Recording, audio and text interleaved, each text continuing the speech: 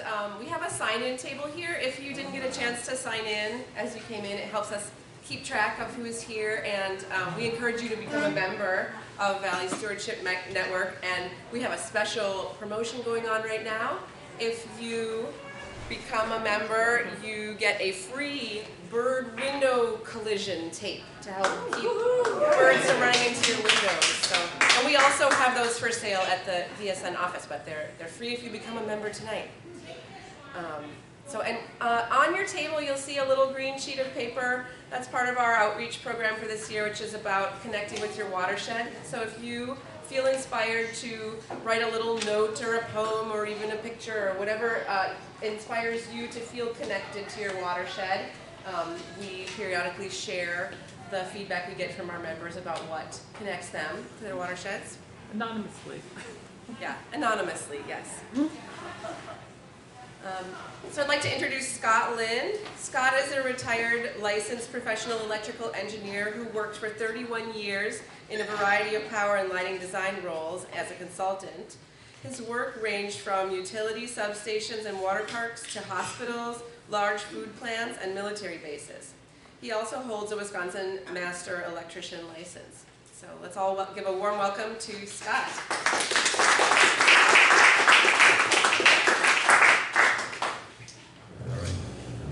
Okay? Move it up. No, closer. Right. See how close I can get it. Is that better? Not yet, huh? Maybe I'll be able to hold it. I can turn it on. Oh, over. Oh.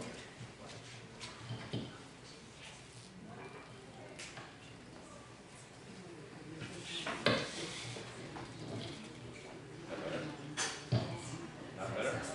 Better, better? I probably just talk loud enough, try to hear me without it. I'll just talk loud enough. How about that? All right. So thank you, Beth, and thank you for Valley Stewardship Network for allowing me to speak tonight, and all of you for coming. If I weren't here talking to you, I'd be listening to Doug Ptolemy talk. So maybe that's where you'd be if you weren't here too. This really is a critical topic right now because light pollution has increased about 10% every year for the last 11 years. And one way to think about that is that if you have a child born today that could see 250 stars, when they're 18, they can only see 100 stars. So it's changing very rapidly, and that's really what started the dark sky movement, was folks that care about seeing stars. Are we too loud enough? A little bit too loud for the feedback. Not astronomers that cared about seeing stars, or people that cared about seeing stars. But from my perspective, and that's how I got involved many, many years ago, but from my perspective, with the advent of LED lighting, and maybe many of you noticed this, because, and I'm giving you a little bit of a lead into what I'm going to say later, but because LED lighting is so much cheaper, the problem is getting worse just in terms of glare, right? In terms of how bad the lighting is, just to look at it. Forget the stars for a second, just to look at the lighting. And that light scattered a lot more in the atmosphere. So the problem's getting a lot worse because of LED lighting.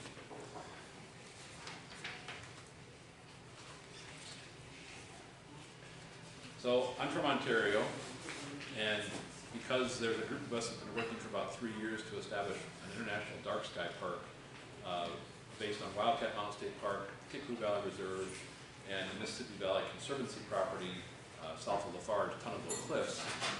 A reporter from Milwaukee Journal came and talked to Mark, and that was the quote he gave her. And I really think it's perfect, right? I couldn't have said it any better. Really. That's the idea. And in Ontario, we changed the streetlights from, Alliant Energy changed the streetlights from what they were with a sag lens on them, a lens that hangs below the opaque part of the fixture, high pressure sodium, to LEDs.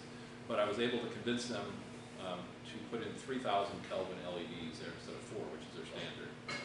But one thing that Alliant Energy does whenever they make that change, anywhere when they make that change, is they cut the number of lumens, the amount of light coming out of that fixture, in half from what it was before. Because they know, they've done the calculations, that all that light is being lost up into the sky. So once you make a full cutoff fixture, you don't need that much light, you can cut it in half. And that valleying fixture is what helps spread that light all over. Correct. Okay. Yep, correct. Yep. Anytime you see anytime you can see the source, unless you're in the area, say you're in a parking lot, and you know the lights in there are intended to light the parking lot. You're going to be able to look up and see the source. Right? That's the way it's just going to be. But as soon as you're outside that parking lot, if you can see the source, then that light is going place it doesn't need to go. Right? So here's a fixture as an example I brought with me. We can light it up later if you want. But this is a fixture. Fixture's completely opaque, except for the lens on the bottom.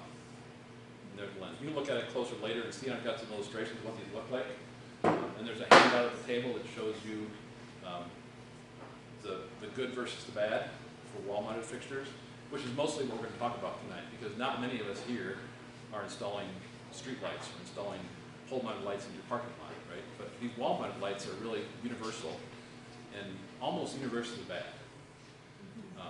And I gave this presentation at KVR about a month ago, and I had feedback from a couple of people that were there that night that said when they drove home that night, all of a sudden all they saw was bad light. So I apologize for that in advance, but if you do see that and you can make an impact on it, you know, great, right? That's the goal of this talk. So, what I do want to say is, with that effort to make a dark sky park, we've essentially done everything we need to do. We've changed out lights at Wildcat, we've changed out lights at KVR. There were no lights at Tunnel Oak Cliffs, so nothing to do there. We've been doing community outreach. We've done all the things that are required to qualify, but, and I'll show you the next couple slides here.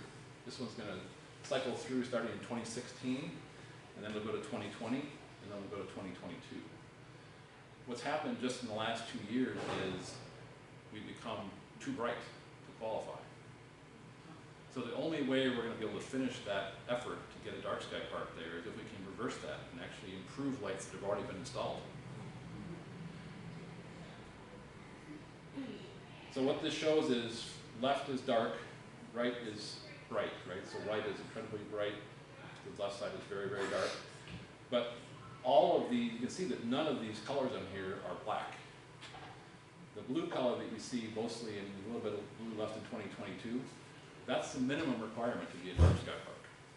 You have to be at least that dark. Everything else on this screen is too bright. What is it a map of?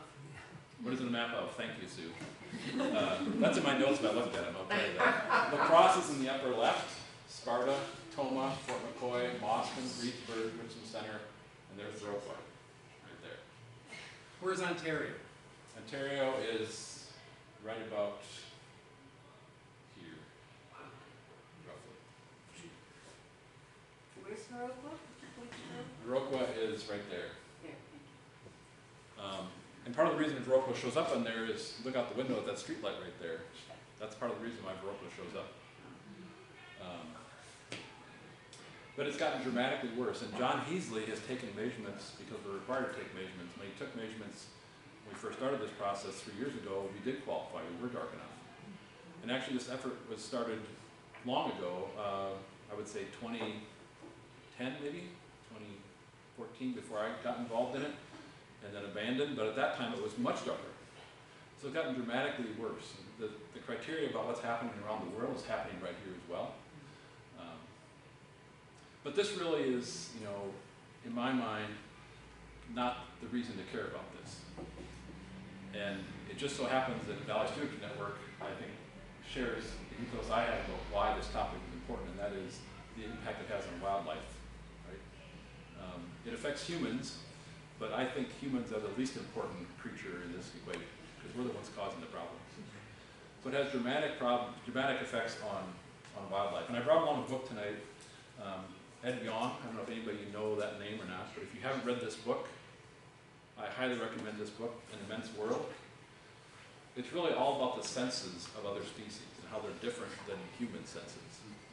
In his last chapter in here, he talks about the impact that artificial light and noise has on other species. And I just want to read a couple of quotes out of that book if I can.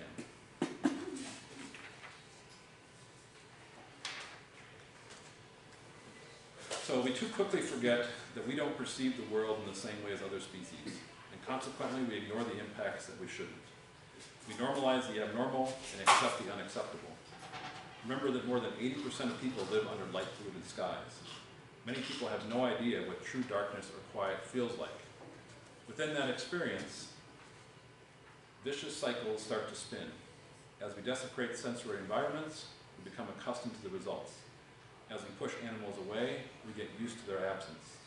As the problem of sensory pollution grows, our willingness to address it subsides. How do we solve a problem we don't realize exists? From the darksky.org website, you can learn a lot about how light disrupts world ecosystems. Nocturnal animals sleep during the day and are active at night. Light pollution radically alters their nighttime environment by turning night into day. According to research scientist Christopher Kaiba, for nocturnal animals, the introduction of artificial light probably represents the most drastic change human beings have made to their environment. Predators use light to hunt, and prey species use darkness as cover. Near cities, cloudy skies are now hundreds or even thousands of times brighter than they were just 200 years ago. So that's really why I care most about this now. I wasn't even aware of this problem when I first started talking about dark sky lighting in terms of seeing the stars. And I do enjoy seeing the stars. But I think the context is much more important in terms of the impact it has on other species. So why do we have this problem? I call these fixtures glare bombs, they're not full cutoff, and I'm going to give you some definitions in the next slide. They're too bright, they're too blue, which I'll explain later as well, and they're on when they're not really needed. Right? They're on when they don't need to be on. So this is the only definitions I'm going to give you. A full cutoff fixture has to have an uplight value of 0, and we call that U0, U for uplight. And that means two things. So if 0 is vertical, 90 degrees is here, think about 90 degrees here, no light emitted by the fixture above that line. And a minimum amount of light emitted between 80 and 90 degrees. That's a full cutoff fixture. And then a lumen is just a measure of how much light's coming out of the fixture. And a foot candle is you take that lumen, take one lumen, and illuminate an area of one foot by 1 foot. That's a foot candle. Right? And then color temperature is the last definition. So white light is made up of a mix of different colors, and that whole spectrum can be defined by its color temperature, more appropriately the correlated color temperature, CCT. And the higher that correlated color temperature, the more blue it contains, the more blues and violets it contains. So for outdoor lighting at night, we want to get the lighting to be warmer, which means more reds, more yellows. So you want the lower color temperature. Unfortunately, LEDs tend to skew to the higher end of that color temperature. So here's an example, and I'm not picking on any business or any installer or any manufacturer. This is just a place that happens to have done all of it wrong. These are way too bright for what they need to be. They're way too blue. I think they're 5,000 Kelvin, which I'll explain again later. And they're definitely not full cutoff. Although ironically, the fixtures, if they were installed correctly, are full cutoff fixtures. But they're adjustable, and the electrician tipped them up. Not thinking about the fact that if you look at these fixtures, the way they're designed, they throw light way out in front of them. It isn't like they light just a pool of light straight down. They throw light way out in front. So as soon as you tip them up, it throws that light into the sky. So this parking lot in front of this building is about 5 feet lower than the street. And there's about 20 feet or so of green space between the edge of the parking lot and the street. And yet you can see that it's lighting the street. And I'll show you what it's also lighting. I did not just flash. This is how bright it is out there. Way up into the second story, there's houses and beyond. And these exist almost everywhere. So I don't want you to, this is a great way of teaching this principle because you've got houses to see the reflection off of, but it's the same exact thing out in the country. Just because you haven't got a building to reflect the light off, that light is still doing the same thing. So every time you see those bright lights when you're driving down the countryside, they're doing the same thing, there's no building to reflect them off of. So all that light is getting scattered into the sky and going out and affecting wildlife. So why does this happen? The common myth is that more light is better. If you want to see better at night, you have to have more light. It's a common myth. I mentioned earlier that LEDs are so efficient, but that excess light is cheap. by comparison. So if you want something, so I can put an LED in for you and save you all kinds of money, and I can give you more light, okay? The cheapest fixtures are typically not full cutoff, and they're usually 4,000 Kelvin or higher in correlated color temperature. And also, the negative effects of this aren't widely known, right? They're getting more widely known, but right now they aren't widely known. There have been things published, but not necessarily broadly disseminated. So let's get into the 5 principles about how you can do this right. The first one is useful, and it really just means, does the fixture have a purpose? So before you install any fixture, think about why you're installing it. And don't just put a fixture in because you think it'll look pretty. Think about what you're putting it in for. And if you don't need it, don't put it in. That's the easiest one to do. Right? That's all there is to it. And the next principle is targeted. So how much of the light that you're installing is going where you're trying to light, and how much is wasted. So there's a graphic here that explains the components of light, and it's easiest to demonstrate this with a street light, but the same principle applies with a wall-mounted light. So in this case, you're trying to light the street and maybe a sidewalk in there. That's all you're really trying to light. So any light that goes anywhere else is wasted. And I talked about glare earlier. This zone just has a pointer on it now, but I'll walk over and show you. This zone in here, which is outside of the area you're trying to light, is called the glare zone. So it's inevitable that if you're in the zone you're trying to light, you're going to have that glare issue. If you look up at it, you're going to have it. But once you get outside that area, you don't want that glare. It serves no purpose and it's disabling, right?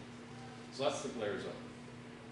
Light trespass, if you're a neighbor, like the neighbor's house that I just showed you the picture of, that light coming onto their house, that's light trespass. It really is. And then there's reflected light, and some direct upward light, like that fixture is depicting a sag, I call it a sag lens. You can see the lens is below the opaque part of the fixture here. And so some of that light is going directly upward, lighting the sky directly. Some of this is reflected. So if you have a fixture that is, in this case, lighting a street, or if you get a parking lot fixture, and it only lit the pavement, in the wintertime, you're going to clear the pavement off, and maybe 20% of that light gets reflected out. Most of it gets absorbed. But if you're putting light elsewhere off the parking lot, and now in the wintertime when we got snow, hopefully we get some snow again someday, put some snow, 90% of that light is getting reflected. So not only are you dumping excess light out here, that light is going right back to the sky again. Right? So it really is, the key is to keep the light focused where you need it to be and don't put it anywhere else. That's really a key thing. So shielded luminaires, talking about full cutoff. The one on the left is supposed to depict that sag lens again. You can see the light going up. And this one is a full cutoff lens. You can see the light going down. And the pictures down below are examples of the glare coming off of and the wasted light coming off of that fixture versus these fixtures over here. You can see in both cases that the light in the area is intended to, right? And this is an example of why this works. So the old style fixtures, before LEDs came around, the light was distributed with reflectors. You had a bulb inside, and they had all these very integrally shaped reflectors as time went on to try and direct that light. With LEDs, it's possible each of those LEDs, each of those yellow dots on there, can have its own optical package. So one LED can point that direction, and one can point that way, etc. So it's possible to really precisely control, and that's why you can have flat lenses and precisely control that light distribution if possible. So here's another myth about, talking about more light is better. So in both cases, there's a person standing at the gate. But in the top picture, you can't see that person because of the glare coming off of that fixture. So if you reduce that bright spot, reduce that contrast, your eyes can now see that individual.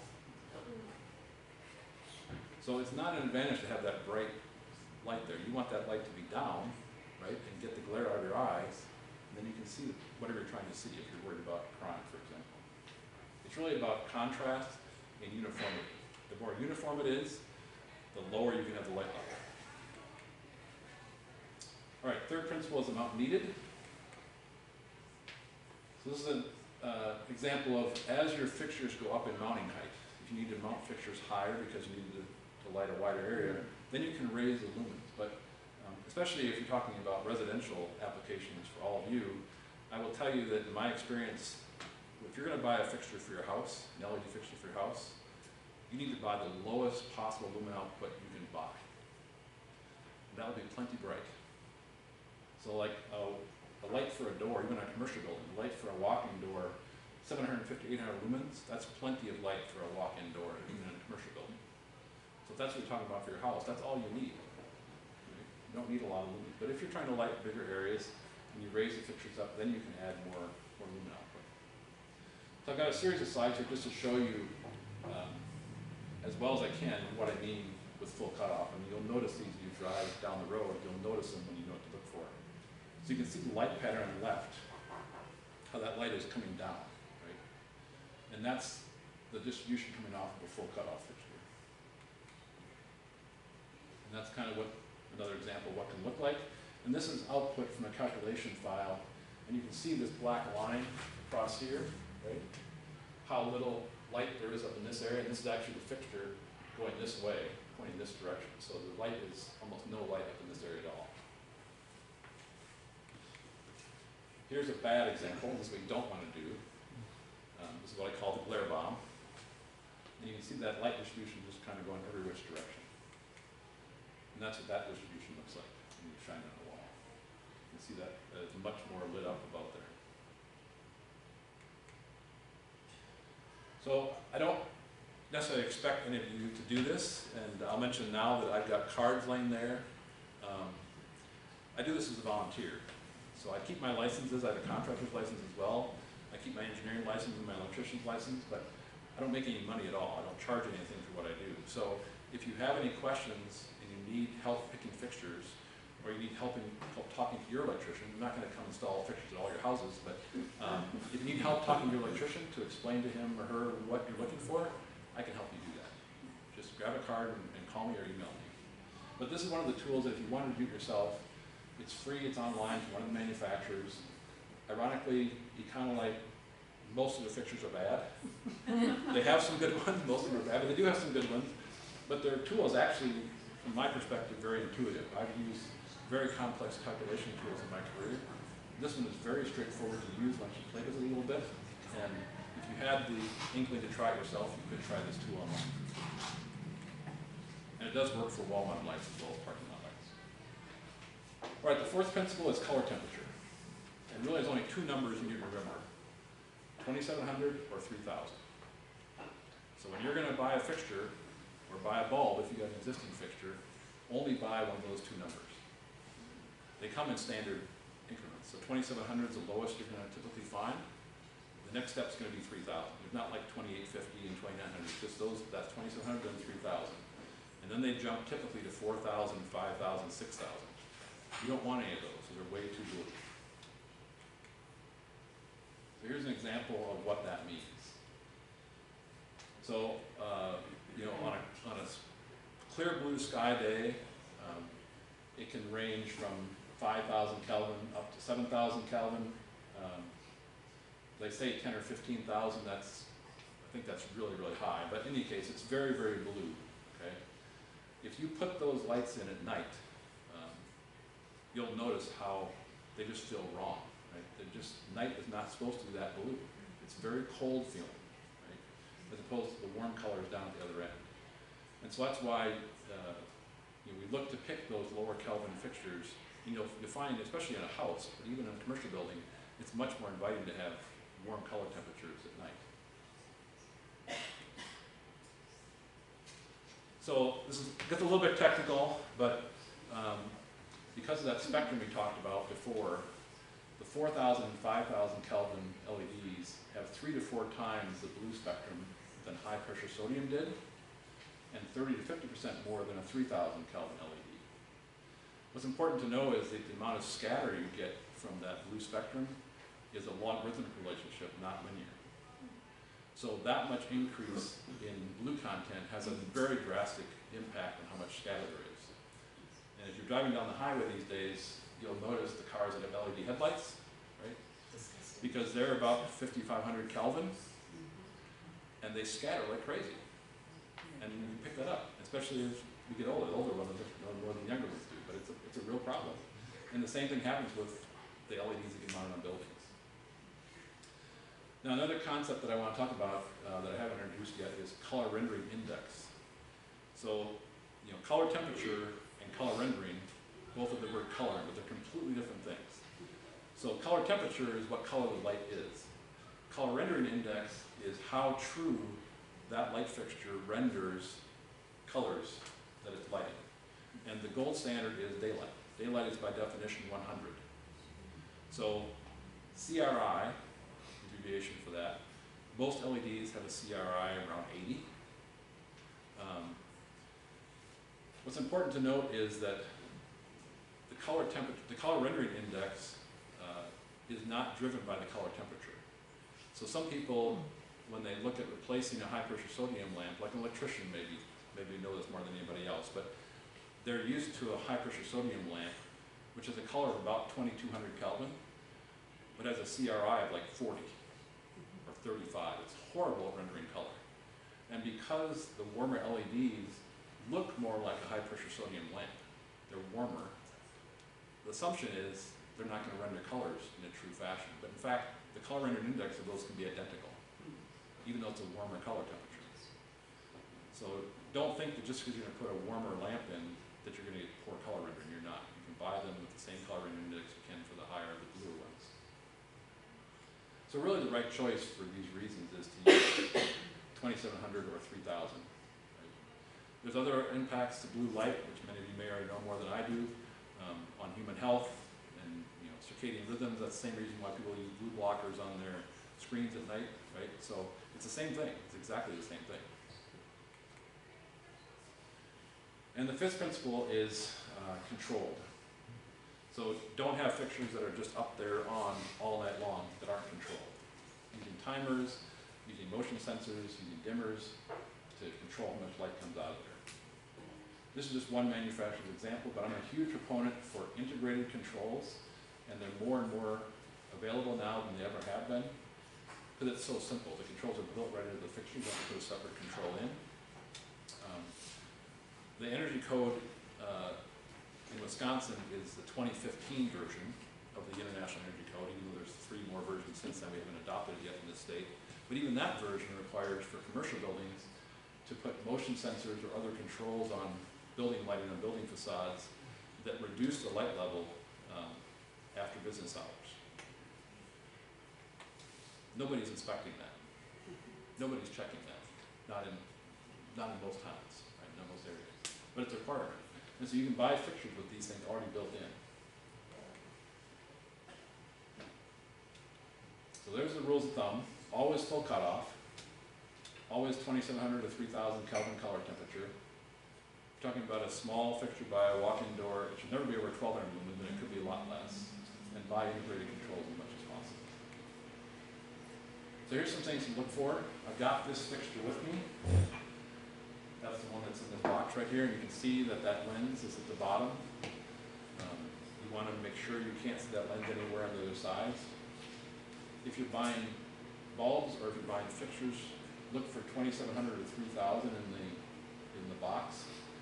If it says warm white or soft white, but doesn't give you a Kelvin, don't buy that fixture.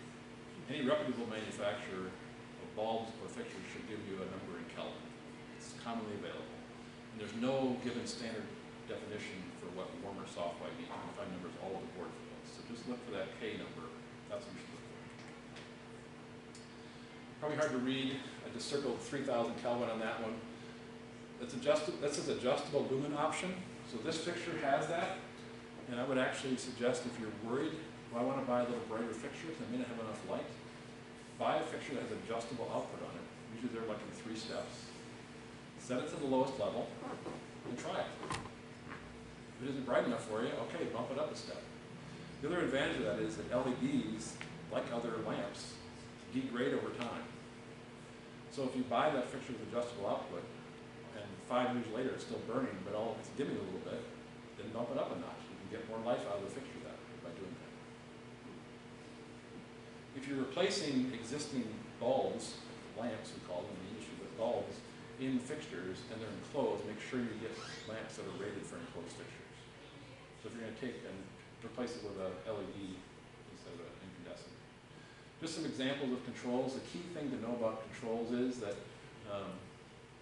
you know, you have to make sure that the LED fixture you buy is compatible with the dimmer you buy. And good manufacturers of both fixtures and dimmers will have information in their instructions that tell you what types of dimmers will work with that fixture. So not all dimmers that are listed good for LEDs will work with all LEDs. Right? So you have to get those kind of details out of it. The one that's used often commercially, that we use a lot in commercial work, is 0 to 10 volt dimming. And unless you're doing wireless, you have to pull an extra set of wires in with the fixture to do that. So it's not real good for retrofits, but for new installations, I would recommend putting 0 to 10 volt dimming. That's a universal standard. This is an example of a time control that goes right into a switch box. I use these at KVR to put time controls on some of the outdoor lighting there. And they're programmable. My fingers are pretty big and I can program it. They automatically adjust for sunrise and sunset times. And you can put as complex a schedule in here as you want. A different schedule every day of the week. The fixture can, you know, come on at sunset, go off at 10 p.m., come back on again at 4 a.m. if you wanted to, that kind of thing. Organic Valley up in Cashton, the lights that are around their office building, Mike, the electrician, when I talked to him, he turns those lights off in the middle of the night. And some of the employees come back in the morning when he uses the workout center, so they come back on a little bit early in the morning so that they're on when they come in the morning. But they can be shut off in the middle of the night. So how do you find dark sky fixtures? I mean, the most certain way is to go to the darksky.org website. And they have manufacturers that have produced fixtures that are, you know, the right color temperature and they're full cutoff, etc. And they're listed on here. It's a fairly small subset of manufacturers and fixtures, but if you want to be sure, that's the place to start. With the information I've given you tonight, I think you can go out and look for those characteristics yourself and find other examples, but to be honest with you, I would love it if our local hardware stores carried dark sky fixtures, but generally speaking, they don't. I would love it if the big box stores carried dark sky fixtures, but generally speaking, they don't. If you go into Menards and start looking at the wall of outdoor light fixtures, I would challenge you to find a single one that's dark sky. Home Depot, and that's listed right here, they have some dark sky fixtures that are on the dark sky website. Very few of those are available in the store. You probably order them online and get them, but there are a few out there. But you will find that many of these fixtures that are on the website are from manufacturers you may not be familiar with, because a lot of them are based in Europe. But I've got, you know, many manufacturers of fixtures that are made in the U.S. and are readily available from supply houses, but you have to know to ask for them. I've been specifying these kind of fixtures since 2000. They've been available for a long time, but you have to know to look for them. You have to know to ask for them. So, what else? So, no wasted energy if all five principles are used. If the light's going where it's supposed to, it's the right amount, you aren't wasting energy, right? Whether it's from coal-fired power plants or solar panels, it takes energy to run these lights. You get better security, better safety, and you get a lot less light trespass if you do these things. The obvious benefits to human health and other species, which we care about, and it really is a once-in-a-generation opportunity to do this right, because that's the other issue with LEDs is they have very long lifespan. So the fixtures that get installed today are going to be around for 10, 15 years. And I'm working right now with Ontario on retrofitting shields onto many fixtures that were just installed in the last 3 years. That's not a good solution. It's better than having the light spill to the sky, but the fixtures weren't designed to have shields on them. So you won't get as good a distribution on them, right? They may not be the right color temperature. They might be too bright and they're not dimmable, for example. So it's much better to pick a fixture now that'll be around for 10, 15 years that does it right rather than trying to retrofit what you already have. But if there's stuff out there that's bad, if nothing else, in the interest of getting the dark sky park designation, we have to go back and try and retrofit it to turn this tide backwards. So here's the key takeaways. Warm color temperature, lower lumens, get the light going down so it's full cutoff, and use controls so the light's useful. So, I'm here. You can ask questions now.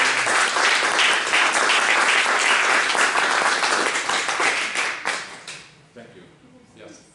So if we, say we wanted to speak with a local institution that was kind of committing light trespassing, Yeah. and if we arranged a group of people to meet with, would you be willing to help us talk Absolutely. with them? Absolutely. Happy to do that. Yeah. Would it be valuable for you to look at the situation before the meeting? It would be. All right, Yeah. all right. And I'm working with Richland County right now. I've done, most of the inventory is done of all the county-owned light fixtures. And they're interested in improving their outdoor lighting, making it more dark sky friendly. And I started the same thing in Vernon County, but I haven't gotten very far with that yet, but all the county-owned lights as well. And Dave is also working on some park issues with county-owned lighting too. So, but more than happy to do that. Anytime, anywhere that I can be available, I'm happy to do that. But yeah, it would be useful in advance to look at it so I can see what's there Yeah. and come with specific recommendations. Awesome, thank you.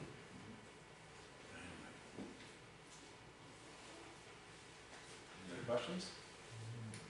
Oh, yes. So, what would you say to lawyers for institutions who are like, we need to have this, or insurance people who are like, we need you to, flood the zone with light so that there's no crime or whatever they're afraid of. People don't slip and fall and sue us, Sure. Have you encountered any good arguments that you can share? Well, I mean, the best argument I can make is I'm a licensed professional engineer. So I've been doing lighting design for 25, well, more than that, 30 years I've been doing lighting design. My license is at risk if I don't provide an adequate amount of light. And the light that I design to is the IESNA standard. So I brought this book along just to show you if you really want to do a deep dive in lighting.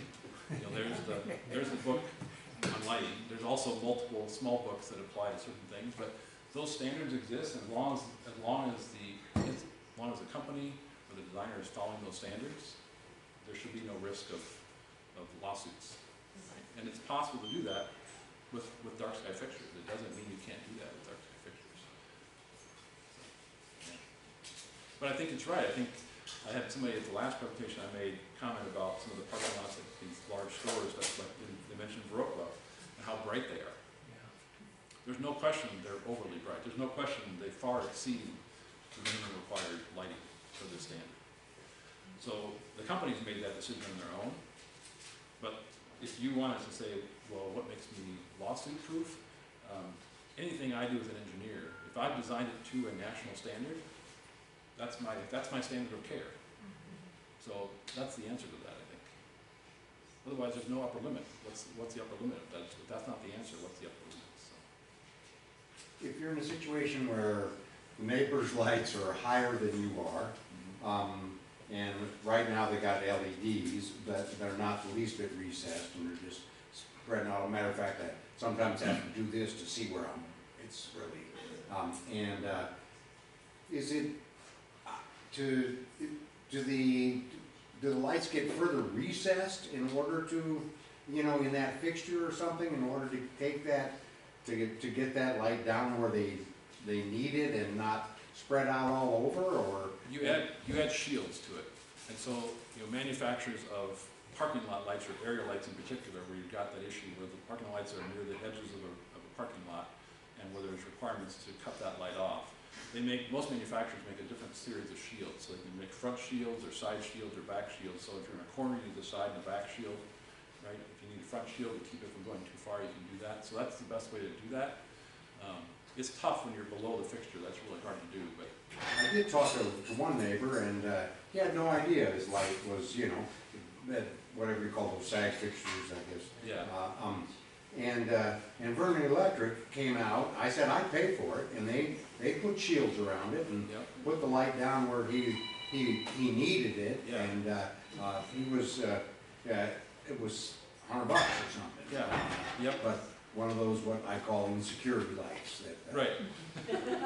Right. Yeah. There's a brochure here from the darksky.org organization talking about that issue of the perception that adding light improves your security. And I've said before that my wife and I walk around our place up by Wildcat in the dark all the time. she has much better night vision than I do, but I walk on dark all the time. And we just don't have a fear of the dark. But I think it's not an uncommon fear. And I think, based on the study of crime, especially graffiti and vandalism, I think criminals are also afraid of the dark. And they prefer to do those activities where there's some light. So I think having that light there is not a deterrent to that kind of crime. And the studies have shown that.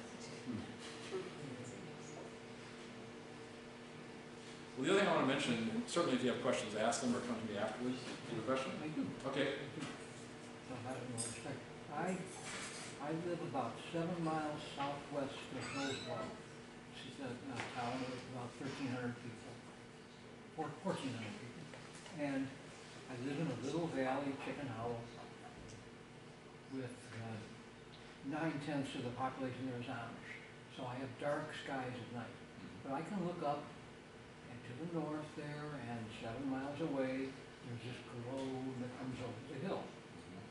And I know it's specifically from the light towers that are, there's a parking lot that's shared by the Dollar Store, the Dollar General Store, the Billsboro Hotel, Beezer's Bar. I guess that's about it, those 3 businesses. And they got these high light towers there with, lights going in every direction. And so I'm just wondering, would there be any good that I could do to object, or to ask them to do something about them? Would that be totally futile? I mean, if you didn't hear the question was when you got a situation where you live on a rural area, but there's businesses in a city, in this case Hillsborough, where they've got very bright lights that are making the sky glow. Is it worth even talking to them? Is there anything that you can do to make that, get that changed? I'll tell you, I've had quite a few of those conversations, and in fact, that really bad example I showed you, I went to the store and I talked to the clerk at the counter. I asked if I could find out who the manager was. They gave me the manager's name. That person gave me the regional manager's name. And then over the course of about 6 months, I'd call that person about every 2 weeks and just remind her why I was calling. And it took that long, and eventually a crew came out and tipped the lights in the front of the building down. They didn't tip the ones in the side down, they tipped the ones in the front down because they were lighting the houses up. But it is, it was possible to make that kind of incremental change, but it took a long time. I think persistence, and I think, as you mentioned, I'm happy to have that conversation with you if you want, to help try and provide some fact-based reasons. I took your card. So, yeah. Because all these things are impacting wildlife in our area too, right? The sky is getting brighter from everywhere. It's not just Toma. And so our message from the Dark Sky group that we have here is very broad. I mean, I've spoken in Wisconsin Rapids, I've talked in La Crosse, John Heasley has been on a few things, and so we're trying to spread the message very widely because those impacts come from everywhere. One other thing I want to mention, again, I'll take more questions. One thing I mentioned to you is it's super helpful if you have contacts where you work, for example, or if you have a friend who works somewhere. Getting that first conversation started with somebody that knows somebody is so helpful rather than me just cold calling someone. So if you have any connections like that, I would love for you to contact me and let me know, hey, I've noticed there's a problem with whatever it is, and I might know somebody or I might know somebody who knows somebody. I could use some help having that conversation or having somebody else make that call. I'm happy to do that, right? But I don't have all those connections that all of you have. The other thing I'll mention, I just started this effort again. I started a few years ago and let it drop, but I've always been a person who believes in education as opposed to regulation. But things are getting bad so quickly that I'm now in parallel looking at how we can do more regulation of outdoor lighting. So there are a number of communities that have outdoor lighting ordinances that are pretty strict. Some are enforced, many are not enforced, but they at least are on the books. Most places don't have a lighting ordinance. I've just started a process of asking people to basically crowdsource all the lighting ordinances for the state of Wisconsin. Like all 2,000 entities. So every township, every village, every city, all those things, and find out which ones don't have any and which ones do, send me copies of them.